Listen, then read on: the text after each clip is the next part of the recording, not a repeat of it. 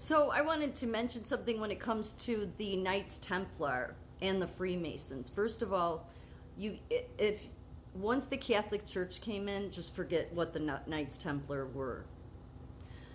But the Freemasons, on the other hand, they came later, and they were ancestors of the original knights, the knights that were to find the Holy Grail and the spear that was used to pierce Jesus when he was hanging on the cross. They did find parts of that too, the spear. As I said, I believe that that Dunvegan Castle holds the Grail, the cup that Jesus drank from. They just would never say that, especially with the Catholic Church running around crazy with their craziness.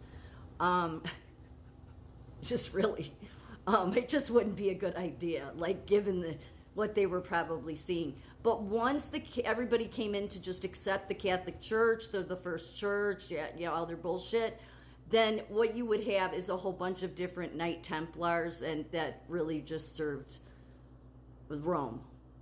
Not any church, I mean, if that's what you want to call a church. Okay, so sorry, I just have no respect for this bullshit. It's just so obvious what's going on here.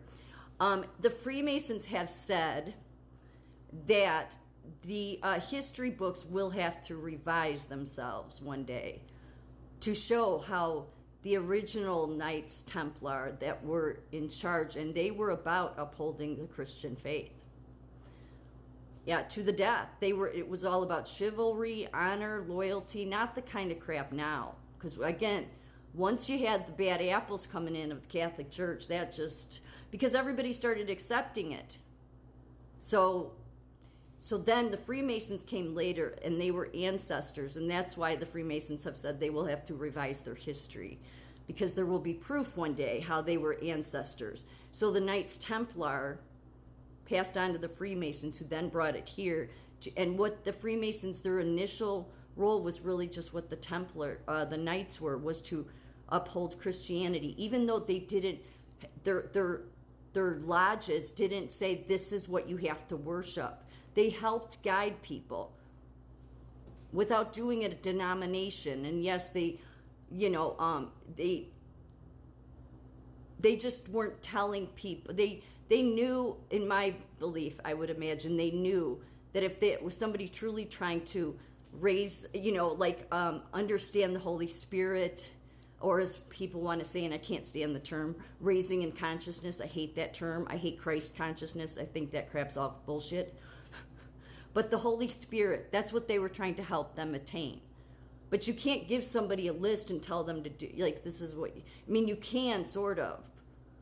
But a lot of it, that's what's shrouded in mystery. You, the personal individual, has to go on the journey. That's all the Freemasons were really doing. And again, they wrote the Constitution. So, given how beautiful that document is, and the other ones they've written, like the Declaration of Independence, people need to back off of what the original Masons were.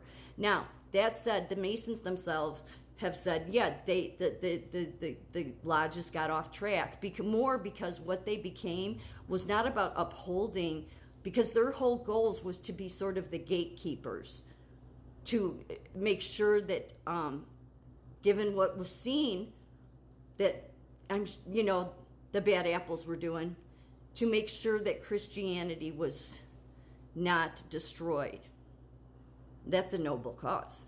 So, but what happened with them, and they admit it themselves, is that many of the members that came in were just more interested in achieving their own success. It wasn't really about knowing God, or it became more about helping someone get on the path or raise in degrees just so they could go on to be wealthy.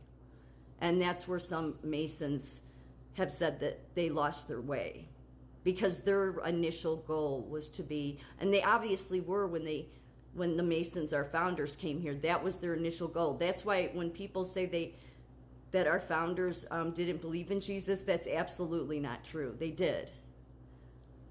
They did. They were Masons. That Masons were the next line of command after the original Knights Templar. This is your medieval knights. They were ancestors of them, to carry on to protect Christianity. Not to protect a denomination, but to protect the Christian values. And here's the other thing. It all goes back to King David again. So then again, it goes back, or King James, which that's Donald Trump's. I mean, you just have to connect the dots that there's a reason this is all a biblical thing.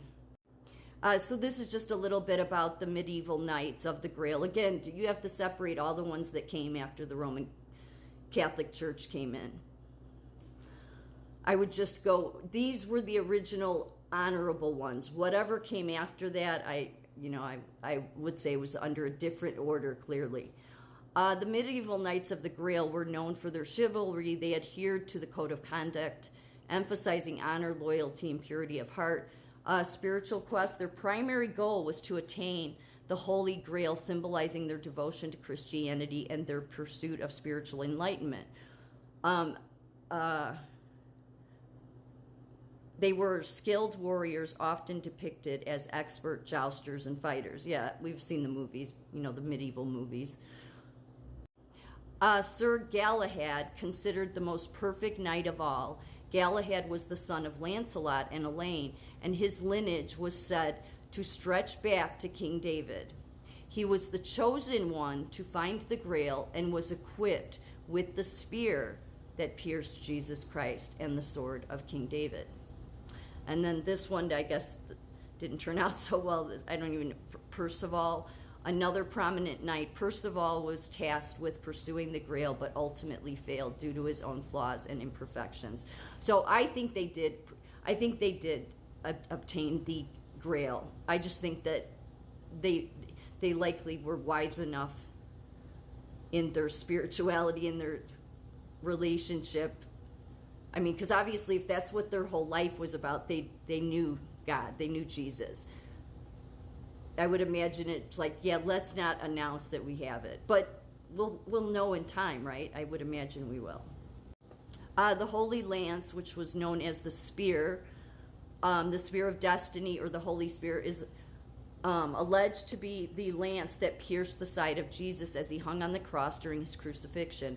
As with other instruments of the Passion, the lance is only briefly mentioned in the Christian Bible, but later became the subject of extra biblical traditions in the medieval church. Relics purported to be the lance began to appear as early as the 6th century, originally in Jerusalem. By the late Middle Ages, relics identified as the spearhead of the Holy Lance, or fragments thereof, had been described throughout Europe. Several of these artifacts are still preserved to this day. So, and that's the guy, you see him piercing Jesus. So they obviously have had artifacts.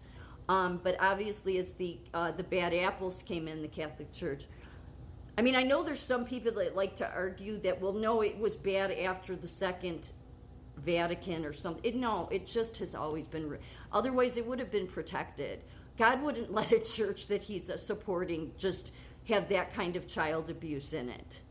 Okay, but they were always dominating, coming in like, who are they to come in and tell the Celt, or the like, this goes back to like the Picts. I'd have to do another video on them, because that goes back to, the Picts were really the stonemasons. Yeah, they're interesting, the kinds of stones they created in Scotland, but I'm not going there right now. That's a whole different video.